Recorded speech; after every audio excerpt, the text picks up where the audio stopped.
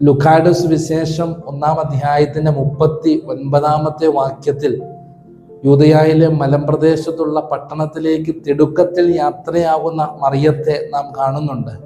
മറിയവും എലിസബത്തും രണ്ടുപേരും ഒരേ ശാരീരിക അവസ്ഥയിലൂടെ കടന്നു പോകുന്നവരാണ്.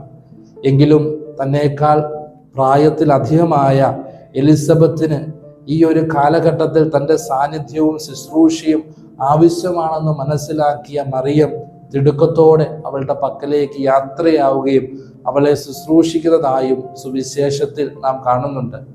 സ്നേഹമുള്ളവരെ, നമ്മുടെയൊക്കെ ജീവിതത്തിലും തിടുക്കത്തിൽ നാം എത്തിച്ചേരേണ്ട ചില ഇടങ്ങളുണ്ട്.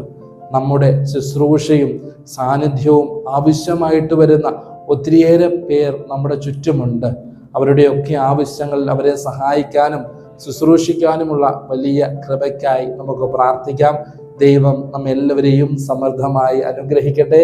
ഈശോ മിശിഹായിക്ക് സ്തുതിയായിരിക്കട്ടെ.